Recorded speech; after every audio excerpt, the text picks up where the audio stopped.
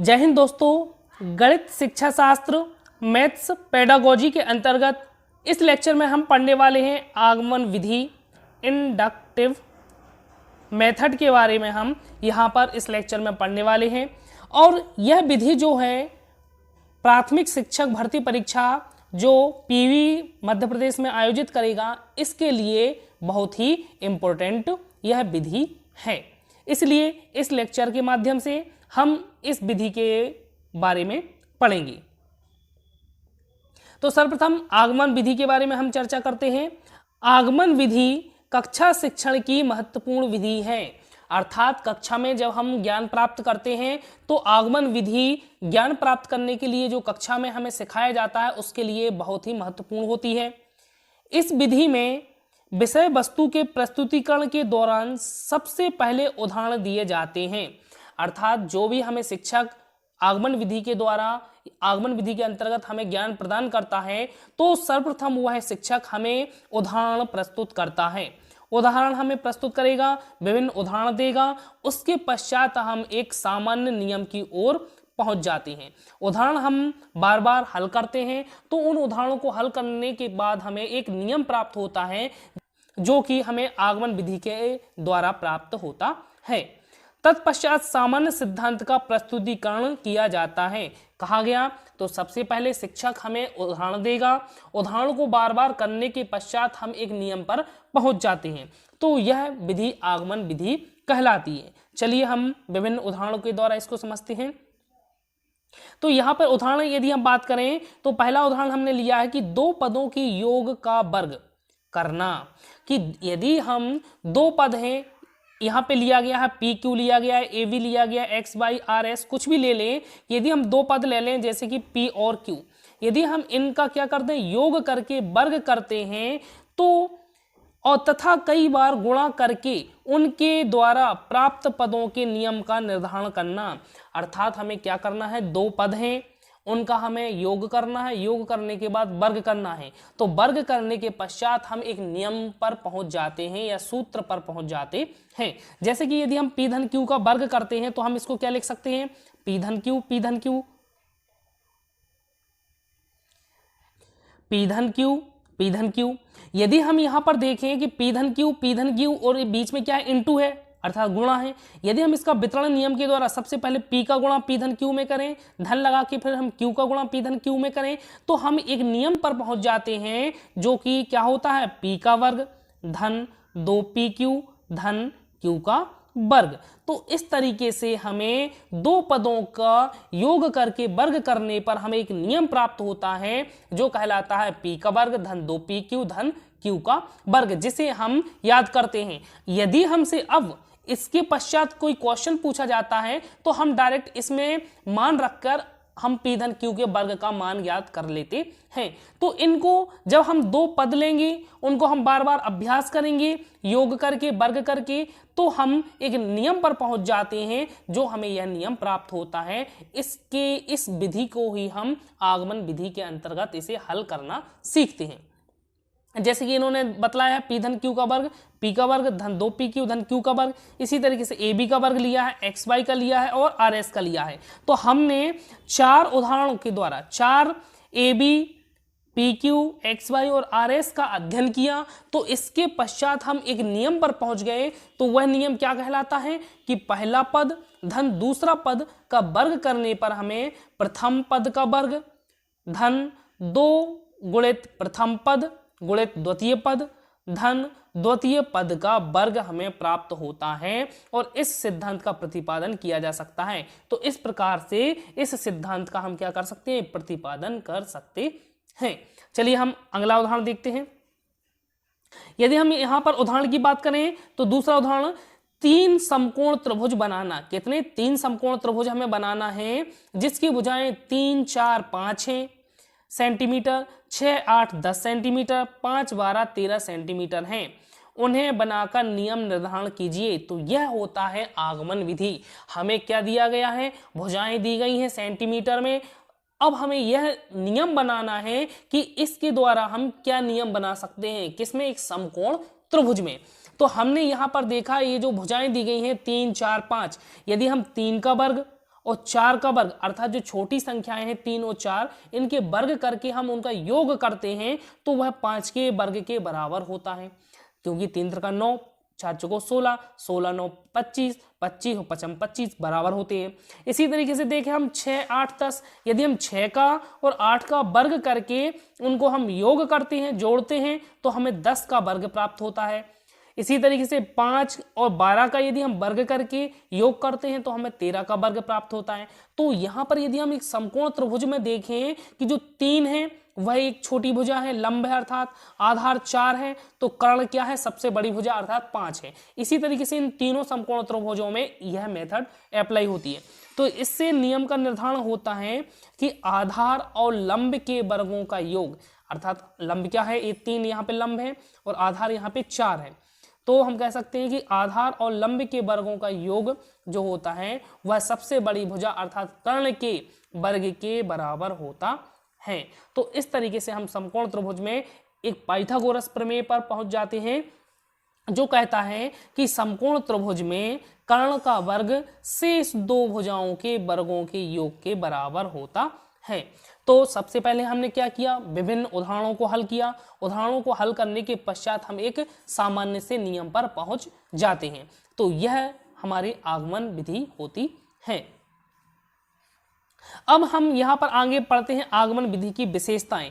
जो inductive method है इसकी क्या प्रॉपर्टीज हैं, इसकी क्या विशेषताएं हैं, यदि हम इस पर बात करें तो आगमन विधि की प्रमुख विशेषताएं निम्नलिखित हैं। तो सबसे पहले यदि हम बात करें, यह बहुत ही इंपॉर्टेंट होती हैं विशेषताएं, हमें याद रखना है क्योंकि ये प्रश्न पूछे जाते हैं। तो जो पहला है उदाहरण से नियम की ओर, हमने उदाहरण से नियम अभी जो उदाहरण देखें तो उसमें हमने क्या किया, सबसे पहले हमने उदाहरणों को हल किया। उदाहरणों को हल करने के पश्चात हम कहाँ पहुंच गए, एक नियम पर पहुंच गए। तो हम कह सकते हैं कि हम आगमन विधि में उदाहरणों को हल करते हुए नियम पर पहुंच जाते हैं। स्थूल से सूक्ष्म की ओर हमने क्या किया, बहुत से उदाहरणों को हल किया। हल करने के पश्चात हमने बहुत कठिनाई की, हमने बहुत मेहनत की उदाहरणों को हल करके, लेकिन हम उससे क्या हुआ, एक सूक्ष्म अर्थात हम एक छोटे से नियम पर पहुंच जाते हैं, जो कि हमें फिर उस नियम से क्या करते हैं, हम सवालों को सरल तरीके से हल कर लेते हैं। तो हम क्या कह सकते हैं कि स्थूल से हम सूक्ष्म की ओर पहुंच जाते हैं। विशिष्ट से सामान्य की ओर हम क्या करते हैं, उदाहरणों को हल करते हैं, बहुत सारे कठिन मेहनत करते हैं और उसमें हमें दिमाग भी बहुत लगाना पड़ता है। तो इस प्रकार हम क्या करते हैं, विशिष्ट विभिन्न उदाहरणों को हल करते हुए एक सरल एक सामान्य नियम पर पहुंच जाते हैं। तो हम कह सकते हैं विशिष्ट से सामान्य की ओर। ज्ञात से अज्ञात की ओर हम कह सकते हैं कि यहाँ पे हमें क्या था, उदाहरणों को हमने हल किया था तो हमें उन उदाहरणों के से जो नियम प्राप्त होना था उसके बारे में जानकारी नहीं थी। तो हम कह सकते हैं जो हमें ज्ञात था अर्थात जो उदाहरण थे हमारे पास, उन ज्ञात उदाहरणों से हम जो हमें उस नियम की जानकारी नहीं थी हम उस नियम पर पहुंच जाते हैं। तो इस तरीके से हम ज्ञात से अज्ञात की ओर पहुंच जाते हैं। कह सकते हैं मूर्त से अमूर्त की ओर, जो उदाहरणों को हल करते हैं तो जो मूर्त उदाहरण होते हैं उनको हम क्या कर देते हैं, अमूर्त रूप दे देते हैं, एक नियम का रूप दे देते हैं। तो हम कह सकते हैं मूर्त से अमूर्त की ओर जाते हैं। और इसी तरीके से हम कह सकते हैं प्रत्यक्ष से प्रमाण की ओर। तो इन हमें 6 नियमों को या 6 विशेषताओं को याद रखना है, क्योंकि यहाँ से प्रश्न पूछे जाते हैं कि उदाहरण से नियम की ओर का सूत्र जो होता है वह किस विधि के अंतर्गत आता है। तो हमें याद रखना है आगमन विधि। इस तरीके से ये 6 सूत्र हमें याद होने चाहिए। आगमन एवं निगमन विधि के उपनाम की एवं उनके जनक की बात कर लेते हैं। तो आगमन विधि को प्रायः थकान वाली शिक्षण विधि माना जाता है। अब यहाँ पर क्या बोल दिया गया है, आगमन विधि को थकान वाली शिक्षण विधि। तो थकान वाली शिक्षण विधि क्यों बोल दिया गया, क्योंकि यहाँ पर हम विभिन्न उदाहरणों को हल करते हैं और जब हम विभिन्न उदाहरणों को हल करते हैं और हम किसी एक विशेष नियम की ओर पहुँचते हैं तो हमें क्या करना पड़ता है, जो उदाहरण होते हैं उन उदाहरणों को हमें बार बार हल करना पड़ता है। 3-4 उदाहरणों को जब हम हल करेंगे और उन 3-4 उदाहरणों से हमें एक समान नियम मिलता है तब हम कहते हैं कि यह क्या आगमन विधि है। तो हमें इसमें क्या करना पड़ता है, उदाहरणों को हल करना पड़ता है, विभिन्न उदाहरणों को, अर्थात हमें क्या करनी पड़ती है, मेहनत करनी पड़ती है। तो हम कह सकते हैं यह क्या हो जाती है, एक थकान वाली शिक्षण विधि इसे माना जाता है, क्योंकि इसमें शिक्षण प्रक्रिया काफी लंबी होती है। शिक्षण प्रक्रिया कैसी होती है? लंबी होती है। जब उसको हम हल कर लेंगे तो नियम पर पहुंच जाएंगे, और नियम जो होता है एक सिंपल सा होता है। ठीक है, आगमन विधि की यदि हम बात कर लें तो रेखा गणित में इस विधि का विशेष महत्व है। यदि पूछा जाए कि आगमन विधि का सर्वाधिक उपयोग किस गणित के अंतर्गत किया जाता है, तो रेखा गणित के अंतर्गत हम कहते हैं आगमन विधि का प्रयोग सबसे ज्यादा किया जाता है। आगमन विधि अरस्तु ने दी थी, तो हमें याद रखना है कि जो जनक, आगमन विधि के जनक कौन है? अरस्तु।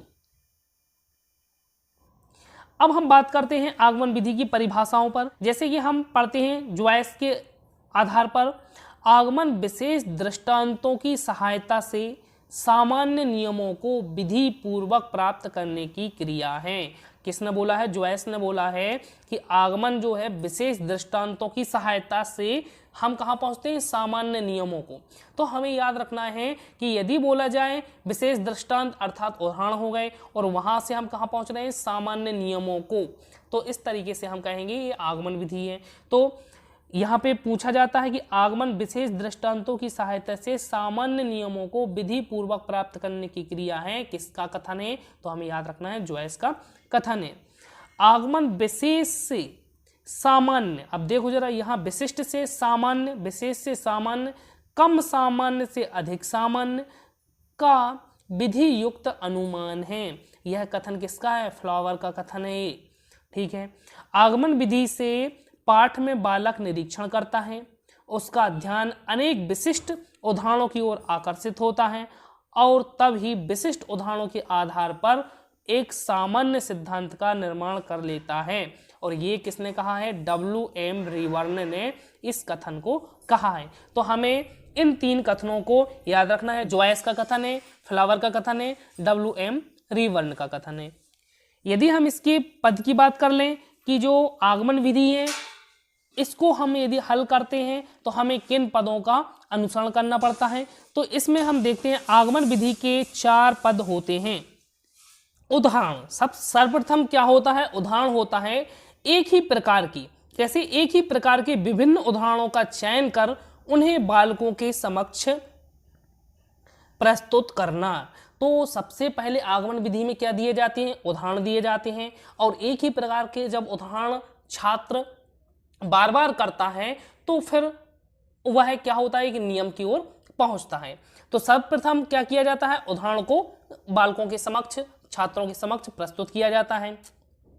निरीक्षण, सभी उदाहरणों का अवलोकन कर तुलना करना तथा समानता देखकर परिणाम पर पहुंचना। हम क्या करेंगे? सर्वप्रथम उदाहरण प्रस्तुत करेंगे, उदाहरण देंगे छात्रों को एक ही प्रकार के, ठीक है। उसके पश्चात उनका निरीक्षण करना। निरीक्षण अवलोकन हम किस तरीके से करेंगे? क्या करेंगे? हम जो उदाहरण दिए गए हैं उनका हम अवलोकन करेंगे, बार बार उनकी हम तुलना करेंगे, उनकी हम समानता करेंगे। तो हम जब उनका अवलोकन करेंगे, उनकी हम समानता का अध्ययन करेंगे, तब हम क्या करेंगे? एक उसके उचित परिणाम पर पहुंचेंगे। तीसरा पॉइंट है नियमीकरण। तो ऐसे सिद्धांत का निर्माण करना जिससे अपने अभीष्ट का सत्यापन हो सके। तो हम कह सकते हैं उदाहरण दिया, उदाहरण के पश्चात हमने निरीक्षण किया, निरीक्षण करने के पश्चात हम क्या करेंगे? एक नियम पर पहुंचने का प्रयास करेंगे। तो नियम पर पहुंचेंगे तो नियमीकरण, ऐसे सिद्धांत का निर्माण करना जिससे अपने विशिष्ट का सत्यापन हो सके। तो क्या हो सके? इससे विशिष्ट का सत्यापन हो सके। और अंत में क्या होता है? परीक्षण, कुछ अन्य उदाहरणों द्वारा अपने सिद्धांत की पुष्टि करना। अर्थात जो हम नियम पर पहुंचे हैं हम उनको अन्य उदाहरणों के माध्यम से भी देखेंगे कि यह जो नियम है यह क्या सत्य है कि नहीं। तो इस तरीके से आगमन विधि की यदि हम 4 पदों की बात करें तो सर्वप्रथम हमें याद रखना है उदाहरण करना, उसके पश्चात हमें निरीक्षण करना है, उदाहरण निरीक्षण करना है, फिर निरीक्षण के बाद नियमीकरण की बात करते हैं, नियमीकरण, और नियमीकरण के बाद हमें परीक्षण। तो हमें इन 4 पदों को क्रम से याद रखना है। हो सकता है ये 4 नियम अलग अलग ऑब्जेक्टिव के माध्यम से हमें प्रस्तुत कर दें, या हमसे पूछ सकते हैं कि इन 4 पदों को क्रम से जमाइए। तो हमें इनको नियमों को याद रखना है, इन 4 पदों को याद रखना है कि सर्वप्रथम उदाहरण, उसके बाद निरीक्षण, निरीक्षण के बाद नियमीकरण और नियमीकरण के बाद परीक्षण। चलिए हम आगमन विधि के कुछ लाभों की चर्चा कर लेते हैं कि आगमन विधि से क्या लाभ हो सकते हैं। तो सबसे पहले इसका लाभ है, इस विधि द्वारा बालक स्वयं परिश्रम करके नवीन नियमों की खोज करता है, इसलिए ज्ञान स्थायी होता है। तो इस विधि में क्या होता है, ज्ञान कैसा होता है, स्थायी होता है। यहाँ से ऑब्जेक्टिव बनता है कि किस प्रक्रिया में, किस विधि, शिक्षण विधि में ज्ञान बालक को स्थायी प्राप्त होता है, तो वह विधि होती है आगमन विधि। क्यों होता है? क्योंकि जिस नियम की वह बालक बात करता है, उस नियम को बालक ने स्वयं विभिन्न उदाहरणों के माध्यम से खोजा है। तो हम कह सकते हैं बालक द्वारा स्वयं परिश्रम करके नवीन नियमों की खोज करता है, इसलिए ज्ञान कैसा होता है, स्थायी होता है। दूसरी यदि बात करें तो इस विधि से छात्र मनोवैज्ञानिक ढंग को अपनाकर ज्ञान प्राप्त करता है। मनोवैज्ञानिक ढंग अर्थात खुद को ही एक नियम की खोज करना है, अर्थात वह क्या है, एक मनोवैज्ञानिक ढंग से उन उदाहरणों को हल करेगा और उस नियम की खोज करेगा। तो हम कह सकते हैं मनोवैज्ञानिक ढंग को अपनाकर क्या करता है, बालक ज्ञान प्राप्त करता है। यहाँ पे तीसरा पॉइंट है कि इस विधि द्वारा ज्ञान प्राप्त करने में छात्र में आत्मनिर्भरता तथा आत्मविश्वास बढ़ता है। तो इस विधि द्वारा ज्ञान प्राप्त करने में क्या बढ़ता है, उसमें आत्मनिर्भर, कि हम किसी भी प्रश्न को स्वयं कर सकते हैं, स्वयं करता है, क्योंकि इसमें छात्र जो शिक्षक होता है वह क्या कर देता है, बालकों को सामने उदाहरण प्रस्तुत कर देता है, उन उदाहरणों को बालकों को ही करना पड़ता है। तो वो क्या होते हैं, बालक उन प्रश्नों को करके आत्मनिर्भर बनते हैं और क्या करते हैं, जब उन प्रश्नों को हल कर लेते हैं तो उनका उससे आत्मविश्वास भी बढ़ता है। चौथा पॉइंट है, अनुसंधान हेतु प्रोत्साहन बढ़ता है। जब कोई बालक स्वयं करके ही किसी नियम की ओर पहुंचता है तो उसमें अनुसंधान करने की प्रवृत्ति जो होती है उसका क्या होता है, विकास होता है। पांचवा पॉइंट है, प्रत्यक्ष ज्ञान प्राप्त होने के कारण विषय रुचिकर हो जाता है। इसमें क्या होता है, प्रत्यक्ष क्या होता है, ज्ञान प्राप्त होता है। कैसे? जैसे कि हमने उदाहरणों के द्वारा किसी नियम पर पहुंच गए तो क्या होता है, इसमें हमें प्रत्यक्ष ज्ञान प्राप्त हो रहा है, विषय होता है आगमन विधि के अंतर्गत, वह कैसा लगने लगता है, रुचिकर लगने लगता है। यदि हम इसके दोषों की बात करें तो सबसे पहला इसका दोष क्या है, ज्ञानार्जन बहुत धीमी गति से होता है। यदि हम इस आगमन विधि के दोष की बात करें तो इसमें ज्ञानार्जन जो होता है बहुत धीमी गति से होता है। तो ज्ञानार्जन जो प्राप्त होता है हमें, वो उसकी गति जो होती है वो कैसी होती है, कम होती है। क्यों कम होती है? क्योंकि हम जब विभिन्न उदाहरणों को छात्रों के सम्मुख प्रस्तुत करेंगे, जब वह छात्र विभिन्न उदाहरणों को कर लेंगे तब ही वो नियम पर पहुंचेंगे, तो उसमें क्या लगता है, समय लगता है। तो समय लगने के कारण उनमें जो ज्ञानार्जन की क्षमता होती है वह क्या सी होती है, गति होती है, वह धीमी होती है। दूसरी बात कर लें, समय अधिक लगता है। वही बात हो गई कि जब हम विभिन्न उदाहरणों को हल करेंगे फिर नियम पर पहुंचेंगे तो इसमें क्या लगता है, समय लगता है। तीसरा पॉइंट है, पाठ्यक्रम पूरा नहीं हो सकता। तो इसमें पाठ्यक्रम पूरा ना होने की संभावना रहती है। चौथा पॉइंट की बात करें, अध्यापक निष्क्रिय हो जाता है। आगमन विधि में क्या हो जाएगा, अध्यापक निष्क्रिय, क्योंकि जितना भी काम है वह कौन करेगा, छात्र ही करेंगे।